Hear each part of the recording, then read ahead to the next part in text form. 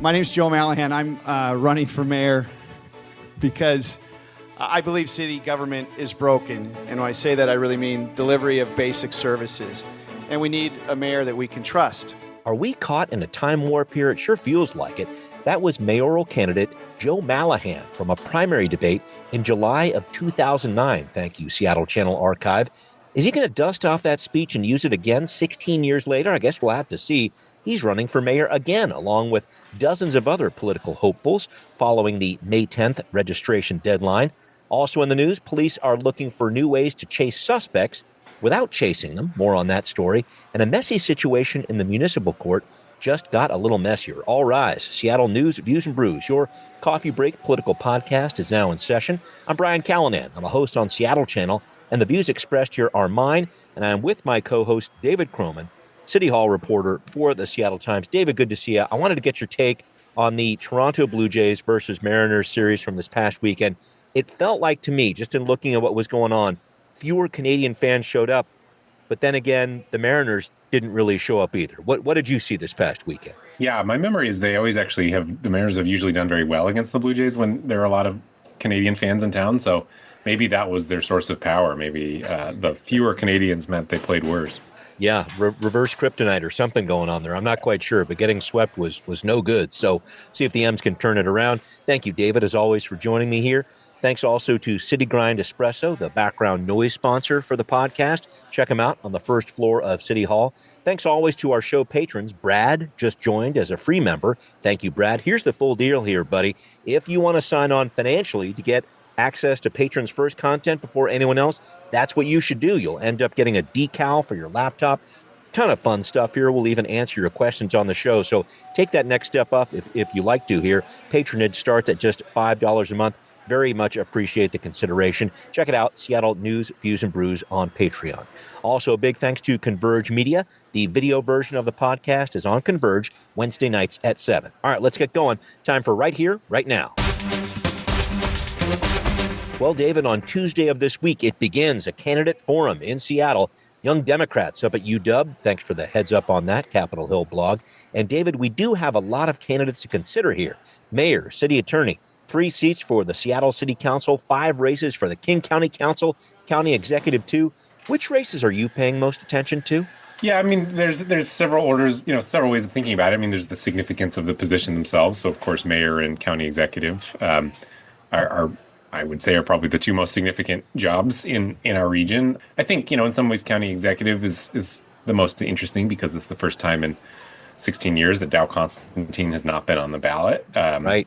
Probably 12 of that, you have to say he's basically the shoe-in to be elected. So this is the first time this race has been really open in a while, and it'll be kind of an interesting contest, I think, between colleagues in King County government, because you've got John Wilson, Claudia Balducci, and Gurmai Zahalai all in county government right now trying to take that job. They all work together, I think, friendly, but that'll be sort of an interesting competition. I will say, as far as bellwether goes, and as far as sort of taking the temperature of where the city and the county are at right now, my money is kind of on the Sarah Nelson's race. I think she represents the shift in politics from the progressive city councils of the past the most. And, as the council president and as sort of the face of this, quote, sort of moderate pendulum swing, I think that her success or failure will tell us a lot about how people are feeling about that direction. She faces a pretty well-respected and funded challenger in Dion Foster, so it's not like she can just waltz to re-election. I think it's going to probably attract the most money and sort of competition between various labor and business groups. And so I think that one will tell us the most about the state of politics in the area, even if it's not necessarily the most significant from a day-to-day operations standpoint as maybe mayor and county executive would be. Yeah, great observation there. There's going to be a lot of different races out there to keep an eye on, but that one with Sarah Nelson is going to be one that we really should be keeping tabs on especially. But I did want to take this next step here because you wrote about this with David Gutman and the Seattle Times, really portraying this as a time to either stay the course or consider a new direction in city-county leadership, which the Sarah Nelson race will definitely have some thoughts on that as that unfolds here. Do you feel like any of the local political unrest over what's happening in Washington, D.C. will have an impact on these local races? Maybe that progressive backlash of some sort. Do you see that having an impact here? I think it is having an impact on how candidates run their races. I don't know what it'll mean for the voter turnout, but you see someone like Ann Davison, who ran as a Republican for statewide office in 2020 for lieutenant governor, and some of the people out of the gate challenging her, Erica Evans, Rory O'Sullivan, and Nathan Roos, have sort of specifically pointed to she's not the right person to stand up to Trump. The way she's running her campaign, though, came out and talked about how she has a unit in the city attorney's office specifically to respond to Trump. She joined the lawsuit over the, sanctuary city challenges. And she started up this new drug diversion court thing, or she wants to do that too. Yeah, exactly. And it feels pretty intentional. And I think that Trump is factoring into that. And I think she's sort of trying to prove, she really courted the endorsements of, say, Adam Smith and Gary Locke, two very prominent Democrats in the state. And so I think it has affected the race in that one in particular, because it's really forcing her to kind of prove that she is the anti-Trump bulwark that I think a lot of Seattle voters might want. That's going to be an interesting one too. Any other ones fit in the mix there that you're really keeping an eye on? I know there was 3 council races up too. Any of those races there jumping out at you? Yeah, I mean, the District 2 one is interesting because it's one of, I think, only 2 of the races that you mentioned that don't have an incumbent. That's right. Mark Solomon is a caretaker. He's going to be stepping down in November, right? So that is the most wide open. It is a district seat, so, I would guess that it doesn't necessarily have quite the same level of pendulum swinging power as some of these other races, but it is open, so that's fascinating. And then, we haven't really talked about the mayor's race. Right. I think that's because as things stand right now, Harrell is looking politically, on the surface at least, pretty strong. He has a lot of endorsements, some that he did not have in his last time. He's raised a lot of money. Pramila Jayapal is a big one. Yeah, keep going. Pramila Jayapal, labor, as we've talked about before, is much more on his side. And I think, you talk to people, I think there was a general sense of, on both sides, like, hey, maybe he's good enough, Okay. And, Katie Wilson is a very smart person. She's very influential in City Hall. She is running a pretty grassroots campaign. Right. There hasn't been a great example of that succeeding since, you could argue, Mike McGinn. But, that kind of worked because Greg Nichols didn't make it through the general, and primary. There's just not as much of a track record of a grassroots campaign like Katie Wilson's being successful as there is a highly financed, highly establishment-backed campaign. There are many more of those success stories than there are of grassroots success. So I think it maybe is not getting as much attention because there's the feeling that it will be a very long shot for somebody to unseat Bruce Harrell. I would have said that about Jenny Durkin. I would have said that about Ed Murray. Of course, neither of those people ended up becoming mayor for various reasons. So it's a long race. I don't want to count anything out. Things come up. Sure. But if the election were held today, I think Bruce Harrell is in a pretty good position. All right. Well, thank you for that. And I have to say, the sitting council and mayor are plenty busy this week. That issue about speeding up light rail construction with some permitting help, that's in the land use committee for the council. There's a public hearing on the Families Education Preschool and Promise Levy Tuesday night. The full council is voting on automated cameras. The mayor has an event in Chinatown ID as well. But you know what? We have covered all those issues on this podcast. So what is new? I know always people are looking for that. And I wanted to talk about this, David. It's called Star Chase. Love the name. Piece of technology the Public Safety Committee is talking about this week. I keep thinking of Spider-Man's spider tracers with these. It's kind of where cops are in a chase and shoot one of these at a car they're chasing. They would then be able to track a car in this situation without being involved in a high-speed chase, which sounds like a good thing because those chases can be dangerous. We've talked about that before. What do you make of this Star Chase technology that the council is looking at this week? Yeah, I mean, my first question is, how well does this work? Yeah. I've never seen one in action before, so I genuinely don't know if they work well or not. Yeah. It strikes me as a bold proposition to shoot a GPS device onto another car and successfully have it stick, but what do I know? Maybe it works great.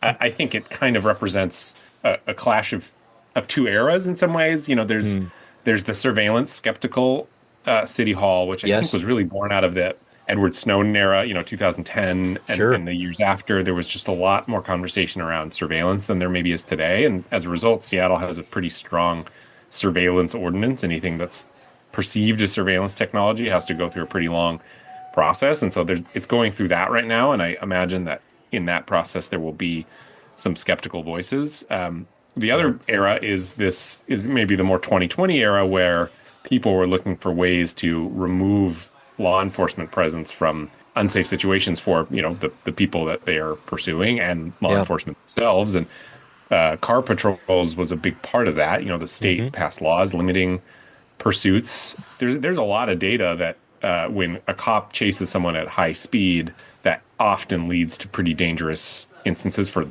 bystanders and people who are not involved in the chase. On the other hand, we heard stories of police officers, having suspects flee more rapidly because they knew that they couldn't be chased. So I think this is sort of a response to that era, which is trying to cut down on unsafe actions by law enforcement. And so it'll be kind of interesting to see how those two eras of city government meet. Great observation there. Just some background on this, folks. So this would be paid for through a $250,000 grant from the State Department of Commerce. 25 SPD vehicles would be equipped with these launchers. All the sworn SPD officers would be trained on them. And I should point out, I actually did some research on this, David. It turns out Oakland, California, in the Bay Area there, had these. They did not renew their contract last year with Star Chase after using them for 5 years. According to the Oakland PD, these devices have rarely been used, and when officers did try to use them and stick them onto suspects' cars, the trackers have either failed to attach or the people just yanked them off of there. So in the course of 5 years, the department only used Star Chase 4 times and never successfully deployed a tracker to actually collect data. I think that's the biggest part for me. I want these things to crank out data. And even if you're getting some money from the State Department of Commerce to try this out or whatever else, I want something that's going to be efficacious and that you're not going to waste training time on, I guess, for the SPD. Yeah, I hadn't heard or seen that. That's interesting. It doesn't surprise me. It's, tasers often don't work. And that's anytime you've got projectiles sort of covering a distance and supposed to do something specific, there's a lot of room for error there. We see that with blast balls. We see that with tear gas. We see that with, like I said, tasers. Yeah. There was a talk about these bolo wraps for a while that were supposed to kind of wrap up people's feet. I think there are reports of those not working very well. So again, skeptical that you can successfully shoot a device and have it stick and do what it needs to do. It feels like in the era of traffic cameras, that might be the better way of tracking somebody. But and certainly there would need to be some accountability about how these things were used. You wouldn't want someone tracking their ex-wife or whatever it might be. Because which is a little bit of a joke, but there are also examples of police officers tapping into internal database to track to do personal things, track people, and so there that is a real concern that for misuse of these kinds of things, that it gives law enforcement a easy tracking method. So certainly, I think these questions will come up in the hearings here. Yeah, I would have to think so too. Thank you, David, for engaging on that. So much interesting tech stuff to talk about here. I just want my spider tracers, and a good spider sense. I tell you, that's when it really works. All right, well, up next, how will a new electronic kiosk change your life in downtown Seattle and perhaps other neighborhoods too? We're punching some buttons, checking this out. Coming up next on Now Hear This. Well, unveiled late last week in a Seattle City Council meeting, a plan to build dozens of 8-foot-tall digital kiosks across Seattle, a plan that's been around since before the pandemic. But now, as we get closer to the 2026 World Cup matches in Seattle, the conversation is getting a little bit more intense. The Downtown Seattle Association says these kiosks, privately owned and operated, could help people get around. They have a handy list of local events, and they could generate millions of dollars in ad revenue, as they have done in 20 other cities across the U.S. Great urban places, great cities, great downtowns are places that are easy to navigate, to find your way and discover experiences. And this is a proven technology that's in place in more than 20 cities across the U.S. to help people do just that. That's John Scholes, the CEO of the DSA, speaking there to the City Council last week about this issue. David, you wrote about this for the Seattle Times. I think the pushback here is, do we want all these kiosks all over the landscape of the city? What's going on here? What's the back and forth we're talking about? Yeah, I think there are kind of two. There's 3 arguments in favor and 2 arguments against. Okay. The 3 arguments in favor are they have a public safety or a public service function. If there is an emergency, if there's something people need to know, they can flash this message. There is a kind of wayfinding tourist function. They can tell people about events happening. If you get lost, you can find restaurants. You can learn when your bus is coming. And then there is the revenue function, as you said. The advertisements on them bring money into the Downtown Seattle Association so that they can spend it on the betterment of downtown and eventually some other business areas like Ballard or Soto or some other areas around town. The arguments against are one, surveillance, again, as we're talking about, privacy questions. Those were a little more intense early on in the process when people thought that these would have security cameras attached into them. They will not have those anymore. Yeah, I heard that. At the same time, there's still questions about data collection, and some of them have a selfie app. So what do you do with that information? Sure. I would say the surveillance piece has sort of died down a little bit. Now it's really a design aesthetic piece, which is, really the question is about private advertising in the public right away, selling public space to private entities. And Seattle is pretty limited in what it does. It maybe doesn't always feel like that because you see private advertising on private spaces. But as far as putting advertising in the public right away, there's very little of that in Seattle that's intentional. Seattle has capped that pretty hard. And so this proposition is you're using public space. You're selling public space, essentially. And maybe the money goes to something good, but you are selling that public space. And then, I think some people just don't like how they look. They're basically big. They're just basically 8-foot tall iPhones that you can play around on. And I think some people are concerned you're taking the tech-centric, aesthetic that Seattle is already adopting that some people don't like and really putting it on steroids. The city's design commission actually voted against. I was going to say there was a 5-4 vote that said no on this deal, right? Yeah, there's a design commission that's tasked with sort of reviewing aesthetic designs to public space, and it was a tight vote. It was 5-4, but they did vote against it. They recommended against it. It's a non-binding vote. It is a recommendation. City council's free to ignore it, which they appear to be doing. But certainly there is some concern about how these will actually look. Yeah, where does it go from here? I know that vote, as you said, was non-binding, but it really looks like Council President Sarah Nelson is certainly a champion of these kiosks here. Where do you see this issue going over the next couple weeks and months? In that first committee meeting, there was not a lot of.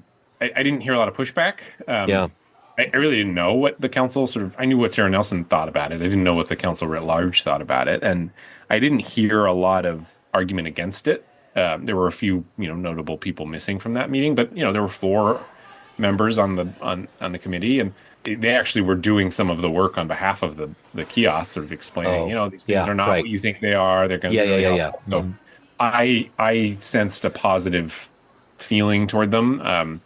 So I suppose if I had to bet, I would say they end up passing, and we end up getting these big kiosks around town. Wow. That'll be really interesting to see. There's so many different things that are done in the name of World Cup improvements here. I think we're going to see a lot of this over the next year or so. But certainly something the council president is pushing for, and some good observations there. I haven't heard a lot of pushback from the other council members either. But I did want to continue with another instance, if I may, of the digital world crossing over into city policy this week.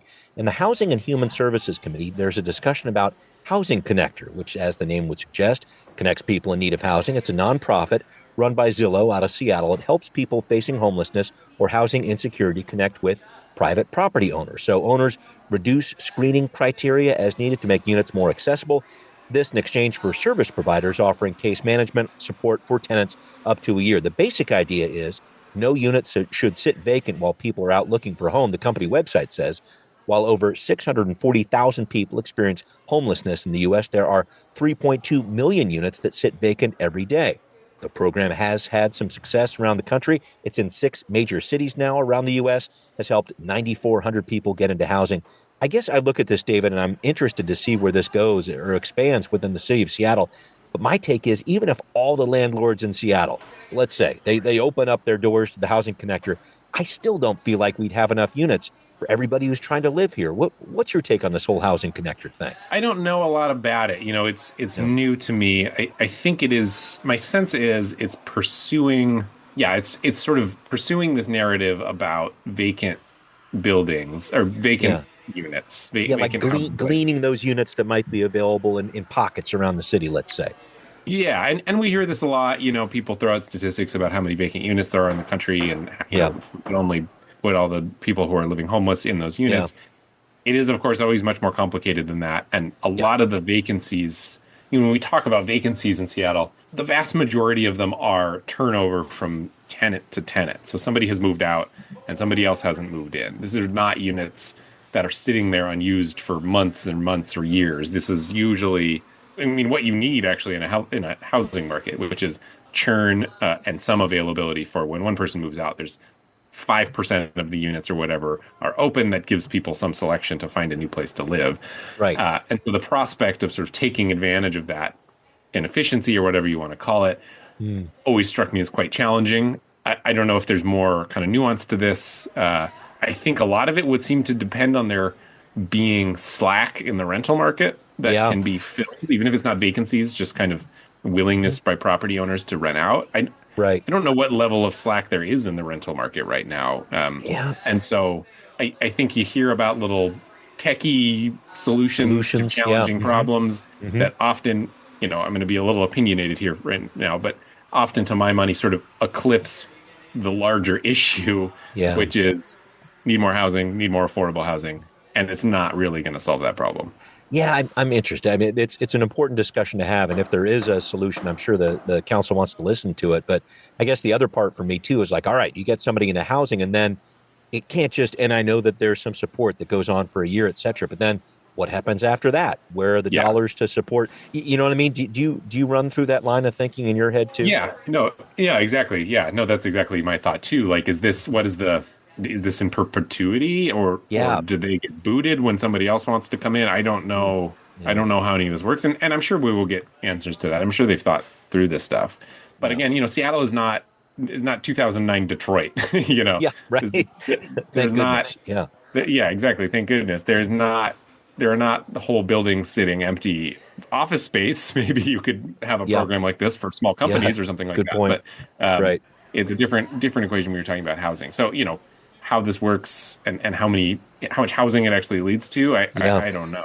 I don't either. I think it's an important discussion to have. And if anything, it really underlines the fact that the Seattle City Council is looking for just about any solution it can when it comes to the different housing options that are out there or the lack thereof. So an important discussion for the council and committee this week.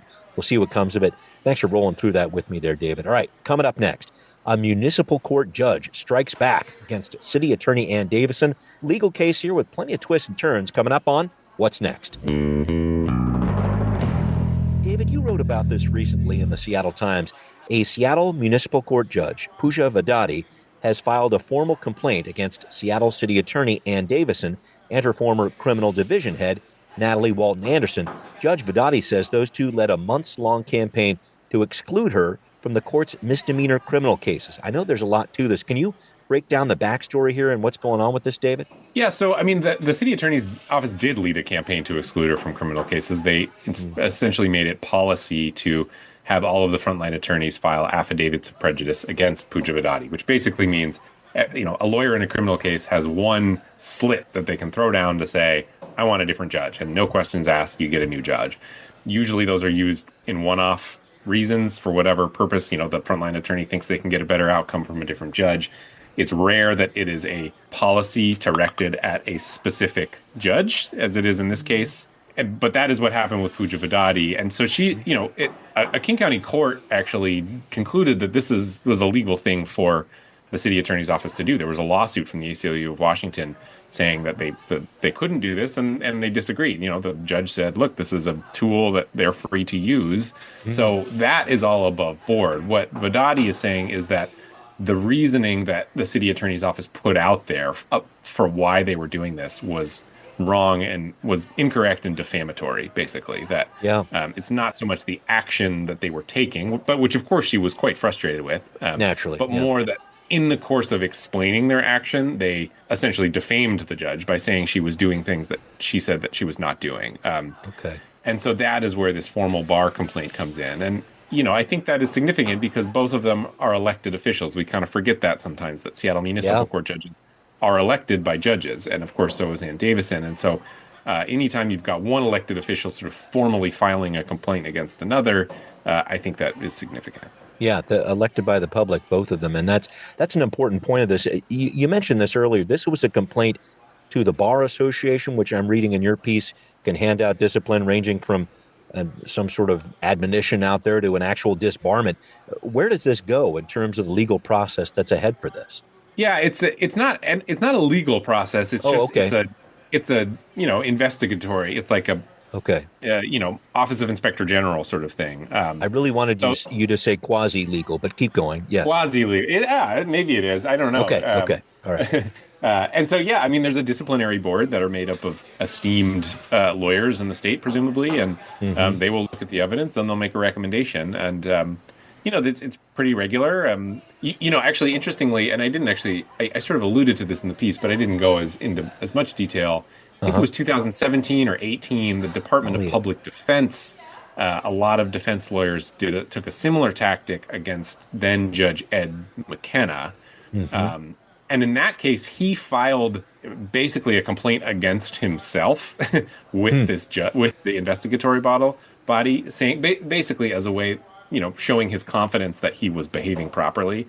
There was a lot more nuance to it than that, but in that case, he actually saw it as a way to clear his name. Do a full investigation, show that I'm actually doing a good job here. And he was right. He was proven right. The committee came out and said, he as a judge is doing his proper duty, and so that's of course a little different. It's just sort of an interesting sidebar about that. But I mean, I don't know how long these things normally take, but there is some perhaps political consideration here that some of these, whatever their decision ends up being, will come out around the time of the election. I don't know. Right. We'll see if that has an effect. Well, and the court stretched pretty thin too, right? I mean, they need all the judges they can get. Is that right?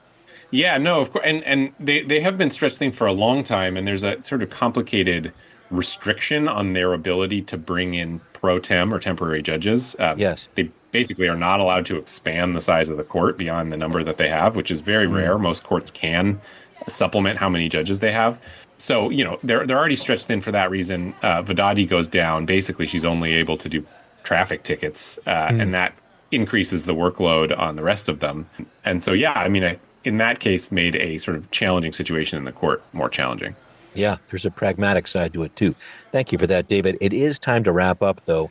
And I think I might ask you this question every year, but I need to ask it again because it is a discussion once again in the Callanan home. I really want to plant tomatoes. My wife says it's too early. Who is right? And more importantly, who is wrong? What do you got for me? I have planted my tomatoes, but I've planted them under a plastic tunnel. So that's sort of... Nuance? I don't want any nuance. Okay. All right. Keep going. I'll say for my money, you can plant your tomatoes, but I would harden them off. So I would slowly introduce them to the outside before you plant them so they don't get too sunburnt. But I think the nights are warm enough at this point that you should be okay. Okay. I'm taking that as a passing grade on this one, but I'll have to see how that pans out. David, as always, I appreciate your advice on everything and all of your great input on the news that we're talking about for the week. Thanks to you. Thanks to everybody listening to Seattle News, Views, and Brews, where you can always find out what's brewing in local politics. Thanks again to patrons who support the show. If you are not a patron, why don't you become one? Love to have you.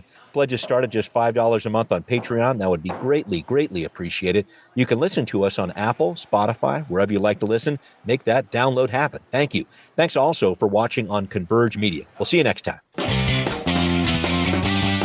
Seattle News, Views, and Brews is an independent production of Callanan Media Services. Copyright 2025.